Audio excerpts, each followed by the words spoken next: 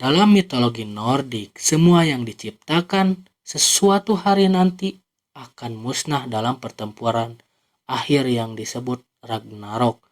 Ragnarok adalah takdir yang tak terhindarkan di mana para dewa akan bertempur melawan kekuatan kegelapan, raksasa dan api.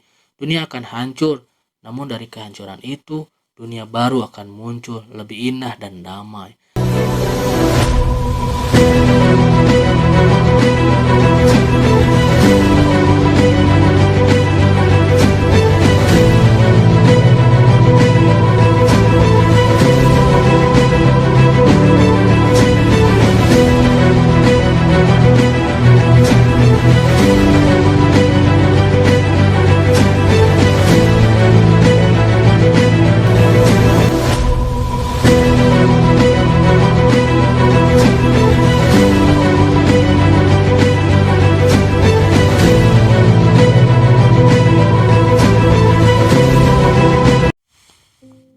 Selamat datang di Zona Mang Aseng.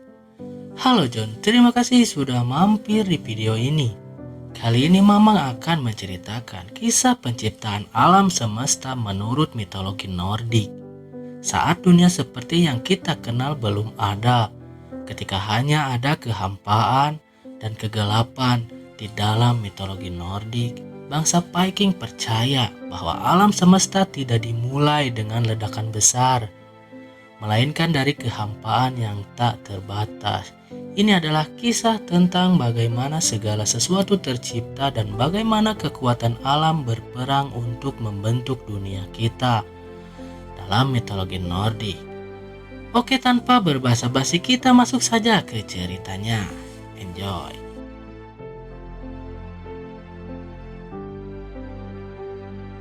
Mitologi Nordik adalah kepercayaan dan kisah-kisah legenda dari bangsa Viking dan suku-suku Germanik lainnya di wilayah Skandinavia. Mitologi ini merupakan bagian penting dari budaya masyarakat Nordik kuno. Sebelum kedatangan Kristen, mitologi Nordik mengisahkan tentang asal-usul alam semesta, dewa-dewi, makhluk mistis, dan dunia-dunia yang ada di sekitarnya. Di awal segalanya, sebelum waktu dan materi terbentuk, ada kekosongan tak berujung yang dikenal sebagai Ginnungagap. Sebuah kehampaan tanpa bentuk, tanpa cahaya, tanpa suara, tapi di dalam kehampaan itu, dua kekuatan besar mulai terwujud. Di sebelah selatan Ginnungagap lahir dunia yang penuh api dan panas, yang disebut Muspelheim. Tanah api yang dipenuhi oleh raksasa api yang kuat, dipimpin oleh Surd, sang penjaga api yang abadi. Di utara terbentuk dunia yang sebaliknya, dunia es yang beku dan tak kenal ampun, dikenal sebagai Niflheim. Tanah yang selalu dingin, tertutup oleh kabut dan salju. Ketika dua kekuatan besar ini bertemu, keajaiban pertama alam semesta pun terjadi. Panas dari Muspelheim dan es dari Niflheim bertemu di Ginnungagap. Kemudian es dari Niflheim mencair dan dari proses inilah lahirlah raksasa pertama bernama Ymir. Ymir adalah nenek moyang dari semua raksasa es. Sosok yang sangat besar dan kuat. Dari keringat tubuhnya, raksasa-raksasa lain mulai lahir, membentuk generasi baru. Tapi dia bukan satu-satunya yang lahir dari pertemuan api dan es. Bersama dengan Ymir lahir pula Audumla, seekor sapi raksasa yang mulia. Susu dari Audumla menjadi makanan bagi Ymir, dan ia mulai menjilati es yang menutupi dunia. Perlahan-lahan dari dalam es itu muncullah sosok lain, seorang dewa pertama bernama Buri. Buri adalah nenek moyang dari para dewa. Ia kemudian memiliki seorang putra bernama Bor, dan Bor menikahi Bestla, seorang raksasa perempuan. Dari pernikahan tersebut lahirlah tiga dewa yang akan mengubah alam semesta selamanya, yaitu Odin, Vili, dan Ve. Ketiga saudara ini, Odin, Vili, dan Ve, menyadari bahwa Ymir dengan kekuatannya yang tak terukur adalah ancaman bagi dunia baru yang mereka impikan. Maka dari itu, mereka memutuskan untuk membunuh Ymir. Pertempuran dahsyat pun terjadi hingga pada akhirnya mereka berhasil mengalahkan raksasa pertama itu. Dari tubuh Ymir, para dewa menciptakan dunia. Darahnya yang mengalir deras menjadi lautan, dagingnya menjadi daratan, tulangnya menjadi pegunungan, dan tengkoraknya diangkat tinggi-tinggi untuk menjadi langit. Bahkan otaknya yang tersebar menjadi awan di angkasa. Setelah dunia terbentuk, Odin dan saudara-saudaranya ingin menciptakan makhluk lain yang lebih kecil namun memiliki jiwa. Mereka menemukan 2 batang pohon yang tertiup angin di tepi pantai. Dari 2 batang pohon ini, mereka menciptakan manusia pertama. Dewa-dewa memberi mereka kehidupan, akal, dan jiwa. Pria itu diberi nama As, dan wanita itu diberi nama Embla. Dan mereka hidup di Midgard, dunia manusia yang terletak di tengah-tengah alam semesta. Untuk menghubungkan semua dunia, para dewa menciptakan pohon besar yang dikenal sebagai Yggdrasil. Pohon ini menjulang tinggi dan akarnya menjalar jauh ke bawah, menghubungkan 9 dunia yang ada dalam mitologi Nordik. Di atas puncak pohon adalah Asgard, rumah para dewa yang dipimpin oleh Odin, sang dewa kebijaksanaan dan perang. Di bawahnya ada Midgard, dunia kita, dunia manusia. Ada juga Vanaheim, tempat para dewa Vanir yang dikenal dengan kekuatan alam dan kesuburan, serta Jotunheim, dunia para raksasa. Di puncak Asgard duduk Odin, raja para dewa dengan 1 mata yang dikorbankan demi pengetahuan yang tak terbatas.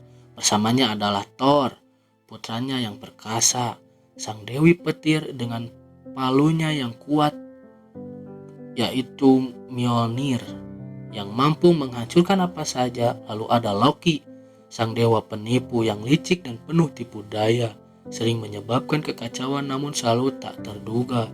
Tapi kisah ini tidak berakhir dengan damai. Dalam mitologi Nordik, semua yang diciptakan sesuatu hari nanti akan musnah dalam pertempuran akhir yang disebut Ragnarok. Ragnarok adalah takdir yang tak terhindarkan, di mana para dewa akan bertempur melawan kekuatan kegelapan, raksasa, dan api. Dunia akan hancur, namun dari kehancuran itu dunia baru akan muncul, lebih indah dan damai. Dan pada akhirnya, mitologi adalah cara kuno manusia memahami dunia di sekitar mereka.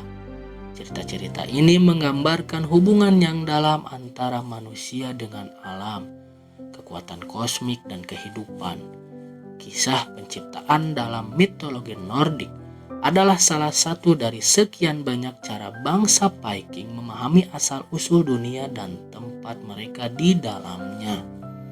Saat ini, kita mungkin memiliki penjelasan ilmiah yang berbeda tentang bagaimana alam semesta tercipta, dari teori Big Bang hingga evolusi kehidupan. Namun di balik itu semua, kisah-kisah mitologi seperti ini mengingatkan kita bahwa sejak dahulu kala manusia selalu berusaha memahami pertanyaan mendasar tentang asal-usul, takdir, dan keberadaannya. Di era modern ini, kita hidup dalam dunia yang penuh dengan berbagai kepercayaan, tradisi, dan pandangan. Setiap keyakinan memiliki caranya sendiri untuk menjelaskan materi besar kehidupan. Ada yang mempercayai kisah penciptaan berdasarkan ilmu pengetahuan, ada pula yang memelihara keyakinan berdasarkan agama, dan sebagian lainnya mungkin menemukan makna dalam cerita-cerita mitologi kuno seperti ini. Apapun keyakinan kita, yang terpenting adalah bagaimana kita menjalani hidup ini dengan rasa hormat, kebijaksanaan, dan kesadaran akan tempat kita di alam semesta.